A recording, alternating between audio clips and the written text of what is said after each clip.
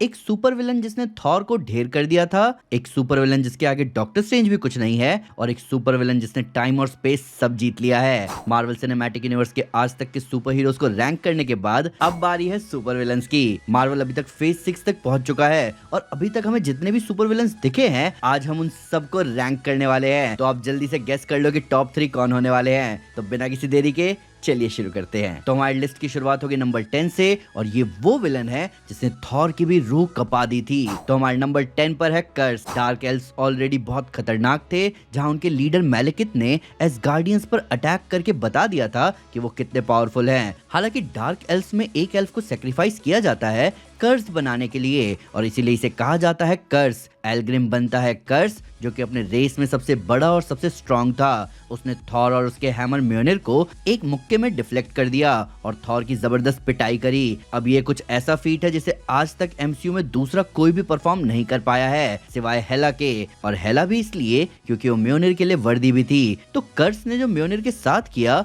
वो pure brute strength थी। वहीं थॉर और कर्स की फाइट में अगर लोकी इंटरवीन नहीं करता तो वो दिन थॉर का आखिरी दिन साबित हो सकता था। तो जरा सोचो कि भाई हमारी लिस्ट का नंबर 10 भी थॉर को पीट चुका है, तो फिर आगे कौन कौन आने वाला है। तो नंबर 9 पर है हमारी ओडिन पुत्री हेला।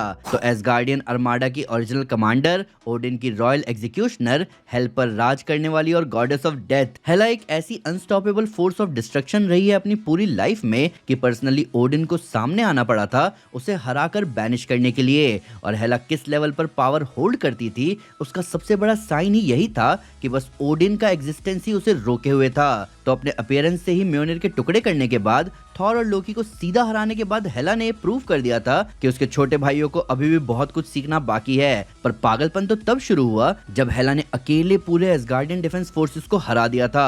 और ये कुछ ऐसा था जो हेला ने पहली बार नहीं किया था, क्योंकि पास्ट में भी उसने एसगार्ड के सबसे एलीट वॉरियर्स वैल्करीज की पूरी सिस्टरहुड को मार डाला था। ऊपर से जो बात हेला को सबसे ज्यादा खतरनाक बनाती है एक ओपोनेंट के रूप में, वो है उसका इंसेन फाइटर होना दोनों रेंजेस में, चाहे हम बात करें क्लोज रेंज की या लॉन्ग रेंज की। हेला जबरदस्त हैंड टू हैंड कॉम्बेटेंट तो है ही, साथ ही वो अपने वेपन्स को प्रोजेक्टाइल्स की तरह भी लॉन्च कर पाती है। तो हेला कुछ ऐसी थी जिसके नजदीक तुम जा ही नहीं पाओगे फाइट में, और अगर जैसे तैसे पहुंच भी गए तो फिर और जल्दी मरोगे। पर हेला को अब पीछे छोड़ते हुए हम आगे चलेंगे नंबर 8 की तरफ, जो कि एक सरप्राइज सिलेक्शन आपको लग सकता है, और ये है कसेंड्रा नोवा।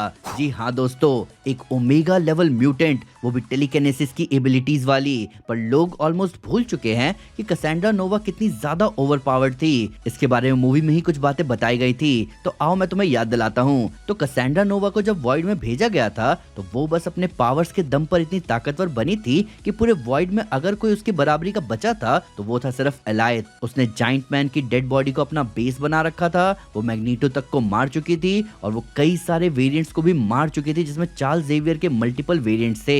एक डॉक्टर स्ट्रेंज तक का वेरिएंट था, और इस डॉक्टर स्ट्रेंज को तो उसने मारने के बाद उसकी खाल उधेड़कर कई समय तक उसे पहनकर घूम भी रही थी। वहीं उसके पास स्ट्रेंज का क्लोक ऑफ लेविटेशन भी था, जिन्हें लग रहा है कि कसेंड्रा ने जिस स्ट्रेंज वेरिएंट को मारा वो कोई कमजोर सा होगा, पर ऐसी बात नहीं है दोस्तों। कसेंड्रा ने जिस स्ट्रेंज वेरिएंट को मारा था वो इतना ज्यादा ताकतवर था कि वो अपनी स्लिंग रिंग में रियलिटी और टाइम जेम लगाकर घूम रहा था, और तब भी वो कसेंड्रा को नहीं हरा पाया। तो कसेंड्रा नोवा तो एक वॉकिंग हैवक थी। उसकी टेलीकिनेसिस इस लेवल पर थी कि वो मैटर को एटॉमिक लेवल तक में डिसइंटीग्रेट कर सकती थी, और उसका प्रूफ है उसका ह्यूमन टॉर्च को बुरी तरह मारना। तो कसेंड्रा नोवा यहाँ नंबर 8 पर है। तो भाई आगे कौन कौन होगा। तो अब बारी है नंबर 7 की, वो आदमी जिसने दुनिया देखी है, वेनवू। क्यों चौंक गए? जी हाँ दोस्तों, वेनवू एक्चुअली में ये पोजीशन डिजर्व करता है, और इसके रीजंस भी हैं। सबसे पहली बात आप सबको जानकर हैरानी होगी, पर वेनवू अभी तक तो एमसीयू में एकमात्र ऐसा ह्यूमन है जो कन्वेंशनली थॉर के बाद सबसे ज्यादा बैटल एक्सपीरियंस होल्ड करता है। ये बंदा 1000 सालों से जिंदा है, कई सैकड़ों साल तक ह्यूमन हिस्ट्री का सबसे बड़ा एम्पायर भी चला चुका है, और ये बैटल ग्राउंड में कितना जबरदस्त है ये हम सब जानते हैं। और वेनवू की सबसे बड़ी पावर थी उसके 10 रिंग्स। पर क्या सिर्फ इतनी सी बात है? एक्चुअली नहीं। वेनवू इतना जबरदस्त हैंड टू हैंड कॉम्बेटेंट है कि उसने हेला को बराबरी की टक्कर दी थी सिर्फ क्लोज कॉम्बैट में। आपको व्हाट इफ का वो एपिसोड याद ही होगा वहीं वेनवू के 10 रिंग्स उसे कई तरह की कमाल की पावर्स देते हैं, जिनमें सबसे बेस्ट है इमॉर्टैलिटी। अब वेनवू की इमॉर्टैलिटी ऐसे लेवल पर जाती थी कि जब तक उसके हाथों में वो 10 रिंग्स है वो मर नहीं रहा था, वो रिंग्स उतारने के बाद ही मर पाया है। वहीं उन 10 रिंग्स की कंप्लीट पावर्स को अभी तक एक्सप्लेन नहीं किया गया है, पर हम सब ये जानते हैं कि उन रिंग्स के कंबाइंड पावर्स को ओडिन के बराबर और गंगनेर से भी ज्यादा ताकतवर दिखाया गया है। तो आपको ये सुनने में थोड़ा ऑड लग सकता है, पर एक्चुअली वेनवू इस लिस्ट में आ चुके अब तक के कैरेक्टर्स को आराम से हरा सकता है। तो अभी तक तो हमने कुछ गॉड्स की बात कर ली है, तो अब बारी है किसी गॉड किलर की। तो हमारे नंबर 6 पर है गॉर द गॉड बुचर। जी हाँ दोस्तों, अब भले ही टाइका वाइटिटी ने इस कैरेक्टर को बर्बाद कर डाला हो, पर गॉर स्टिल अपनी मूवी में बहुत ही ज्यादा पावरफुल था, और इस बात का सारा क्रेडिट जाता है उसके नेक्रोसॉर्ड को। हमें मूवी के इंट्रोडक्शन से ही ये दिखाया गया था कि नेक्रोसॉर्ड इतना पावरफुल तो है ही कि गॉर आसानी से गॉड्स को हरा पाता था। जैसे उसे रपू को मार डाला था, फिर फेलिगार द बेहेमथ को खत्म कर दिया था, तो क्या वो ओमनीपोटेंस सिटी में जाकर ज़्यूस वगैरह को हरा पाता? बेशक, वो भी आराम से। गॉर के वीक होने की वजह से लोग इन बातों पर ध्यान नहीं दे पाए कभी, पर अगर आप दोबारा से उस मूवी को देखोगे तो थॉर और माइटी थॉर दोनों का ही कभी कोई अपर हैंड था ही नहीं गॉर के अगेंस्ट लड़ाई में। गॉर सिंगल हैंडेडली दोनों थॉर्स को डोमिनेट कर रहा था। वहीं अब तो हम जानते भी हैं कि नेक्रोसॉर्ड इतना ज्यादा ओवरपावर्ड क्यों है, क्योंकि अब हमें नल भी दिख चुका है। पर हाँ, गॉर एक ऐसा कैरेक्टर था जो हमारे फेवरेट हीरो को भी मार डाले, और अफसोस उसका एग्जीक्यूशन उतनी जस्टिस के साथ नहीं मिल पाया। तो हमारी आधी लिस्ट खत्म हो चुकी है, तो अब यहाँ से चीजें और पावर लेवल कॉस्मिक होने वाले हैं। तो हमारे नंबर 5 पर है ईगो द लिविंग प्लैनेट। अब हमारे पीटर क्विल के पिताश्री और एक पार्शियल सेलेस्टियल होने के नाते ईगो एक प्राइमोर्डियल एंटिटी था। ईगो ने खुद बताया था कि वो क्रिएशन के टाइम से एग्जिस्ट करता आया है, एक ऐसे कॉन्शियसनेस की तरह जिसने फिर खुद से खुद को बनाना शुरू किया।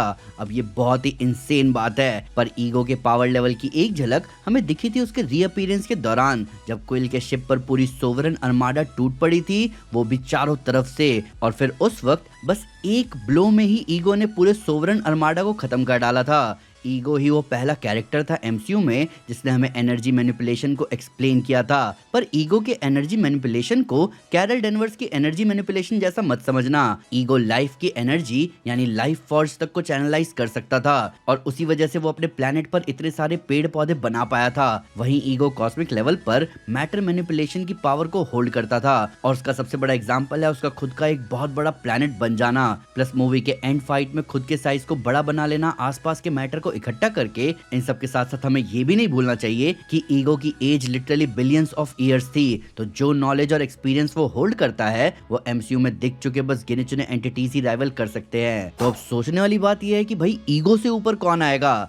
अब बारी है नंबर 4 की, और वो है डार्क डायमेंशन का रूलर डोरमामू। तो अपने इन्फिनिटी सागा के फेज 3 में ही मार्वल ने हमें कुछ ऐसा दिखाया था जिसका सिर्फ presence normal plane of reality को ओवरलोड कर सकता है। डोरमामू एक ऐसा मिस्टिकल फोर्स ऑफ डिस्ट्रक्शन है जो खुद तो एक सेंटिएंट बीइंग है ही, साथ ही साथ वही पूरा डार्क डायमेंशन भी है। तुम इस बात को एक बार कॉम्प्रिहेंड करके देखो कि ये एक बीइंग पूरा का पूरा एक डायमेंशन है। एक पूरा डायमेंशन होना क्या होता है, आओ मैं आपको बताता हूँ। अगर हम 2D की बात करें तो 2D की जो दुनिया होगी उसकी अपनी एक रियलिटी होगी, एक ऐसी रियलिटी जो 2 डायमेंशनल होगी। ठीक वैसे ही हम इंसान हैं और हमारी रियलिटी 3 डायमेंशनल है। डोरमामू हमारे इंसानी डायमेंशन से भी परे एग्जिस्ट करता था। तो क्या आप गेस कर सकते हो कितने डायमेंशन ऊपर? तो जनरल साइंस में जो 4th डायमेंशन है वो टाइम का डायमेंशन होता है, और हम जानते हैं कि डार्क डायमेंशन में टाइम का कोई कंसेप्ट एग्जिस्ट ही नहीं करता। वो पूरे प्लेन ऑफ एग्जिस्टेंस के टाइम के हर कंसेप्ट के बियॉन्ड एग्जिस्ट करता है। तो डोरमामू एटलीस्ट 4th डायमेंशन से तो ऊपर का ही था,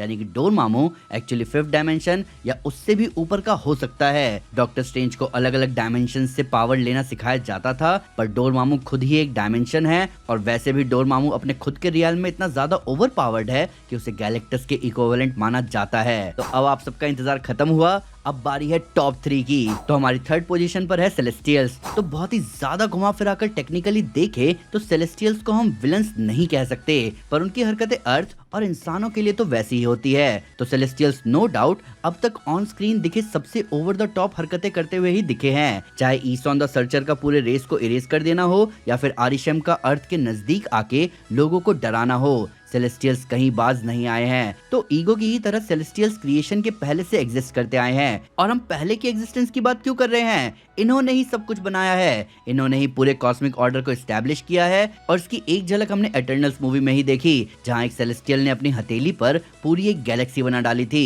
तो जिन्हें नहीं पता उन्हें मैं बता दूं कि सेलेस्टियल्स बेसिकली पूरे क्रिएशन को फंक्शनिंग स्टेट में बनाए रखने वाले मैनेजर्स की तरह हैं। उनके कुछ स्पेसिफिक काम होते हैं और वो उन्हें पूरा करते हैं। पर हाँ, सेलेस्टियल्स के पावर लेवल्स बहुत वैरिड हैं। जहां एमसीयू में तो अभी तक ऐसा असर्ट करने की कोशिश करी गई है कि आरिशम सबसे पावरफुल है, पर हम जानते हैं कि कॉमिक्स में तियामुत जैसे सेलेस्टियल्स भी हैं जो बियॉन्ड मल्टीवर्सल लेवल भी जा चुके हैं। पर नंबर 3 का ये पोजीशन कंटेस्टेड है दोस्तों, क्योंकि अभी गैलेक्टस आने वाला है और ट्रस्ट मी, आए दिन सेलेस्टियल्स को कूटना गैलेक्टस के सबसे फेवरेट कामों में से एक था। अब नंबर 3 से हम आगे बढ़ेंगे नंबर 2 की तरफ, जहां पर है इन्फिनिटी गाउंटलेट पहना थैनोस। अब ये वो थैनोस है जिसके पास सारे इन्फिनिटी स्टोन्स मौजूद हैं, तो टेक्निकली इसे इन्फिनिटी थैनोस कहना चाहिए। पूरे यूनिवर्स का सबसे ओवरपावर्ड बीइंग थैनोस ने कुछ समय ही सही, पर वो पूरे यूनिवर्स के सबसे ओवरपावर्ड बीइंग की तरह एग्जिस्ट करता रहा जब तक उसके पास सारे इन्फिनिटी स्टोन्स थे।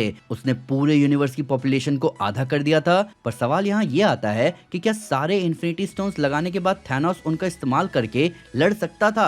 तो इसका जवाब है हाँ, और थैनोस ने सारे इन्फिनिटी स्टोन्स को इस्तेमाल करके थॉर पर अटैक भी किया था। बस हम ये कह सकते हैं कि सारे इन्फिनिटी स्टोन्स एक साथ मिल जाने के बाद वो पावर सर्ज इतनी भयंकर होती है कि आप इन्फिनिटी गाउंटलेट को एक परपेचुअल वेपन की तरह तो बहुत देर तक इस्तेमाल नहीं कर पाओगे, क्योंकि आप उतना झेल ही नहीं पाओगे। इसलिए मजबूरन कैरेक्टर्स बस स्नैप करके ही छोड़ देते थे। पर अगर कोई इस पावर को बहुत देर तक यूज करते हुए झेल जाता है तो इन्फिनिटी गाउंटलेट एक्चुअली में एक बहुत जबरदस्त वेपन है। और जिस पल ये वेपन थैनोस के हाथ में था, उस पल थैनोस वर्चुअली ओमनीपोटेंट और ओमनीसिएंट था। ऐसा कुछ नहीं था जो वो ना कर सकता हो। सेलेस्टियल एग्जिस्टेंस का ऐसा कोई भी एस्पेक्ट नहीं था जिस पर थैनोस का कंट्रोल ना हो। पर अब सवाल आता है कि इतना कुछ करने के बाद भी अगर थैनोस नंबर 1 पर नहीं है तो नंबर 1 पर है कौन? तो हमारी लिस्ट के टॉप पर है ही हू रिमेन्स। तो ही हू रिमेन्स, कैंग, इमॉर्टस, रामाटट, आप इसे जो चाहे वो बुला लो, पर सच्चाई तो यही है कि कैंग एक्चुअली में बहुत ही ज्यादा पावरफुल था और उसे इतना ज्यादा पावरफुल बनाती है उसकी टाइम ट्रैवलिंग की एबिलिटी। अब जिन्हें कैंग का इस पोजीशन पर होना ऑकवर्ड लग रहा होगा,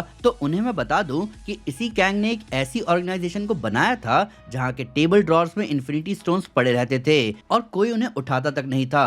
वो लोग इन्फिनिटी स्टोन्स को पेपर वेट की तरह इस्तेमाल करते थे। पर अब आप लोग सोच रहे होंगे कि मैंने टॉप पर ही हू रिमेन्स कहा था, पर अब हम कैंग के बारे में बात क्यों कर रहे हैं? तो जिन्हें नहीं पता उन्हें मैं बता दूं कि नेथनियल रिचर्ड्स, कैंग, इमॉर्टस, रामाटट, ही हू रिमेन्स, ये सब एक ही इंसान है। जी हाँ दोस्तों, ये सब एक ही इंसान है जो अपनी लाइफ के अलग अलग स्टेजेस पर अलग अलग फॉर्म में एग्जिस्ट कर चुके हैं। और इस स्टोरी को मैंने बहुत अच्छे से कवर भी किया था।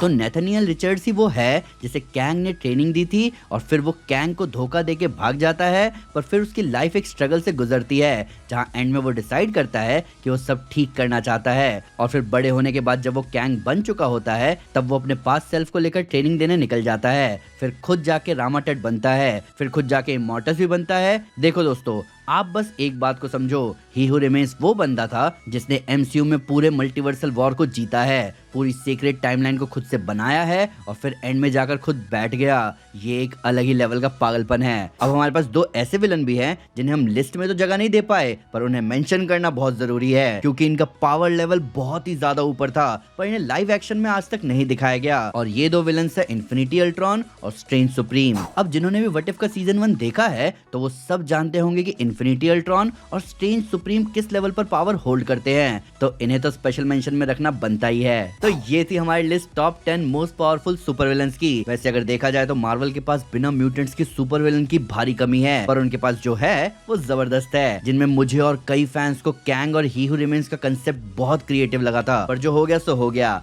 अब बारी है डॉक्टर डूम की कहानी देखने की। पर आपका क्या कहना है इस लिस्ट के बारे में? क्या आपकी टॉप 3 प्रेडिक्शन सही निकली? क्या आपके हिसाब से रैंकिंग थोड़ी आगे पीछे होनी चाहिए थी? आइए कमेंट्स में इसके बारे में बात करें। वीडियो अच्छी लगी तो लाइक जरूर करें, चैनल को सब्सक्राइब करना ना भूले, साथ ही साथ एक स्टेप आगे आकर अपने फेवरेट चैनल को सपोर्ट करें मेंबरशिप लेकर। Thank you guys, this is Aman Sinha and you are super super.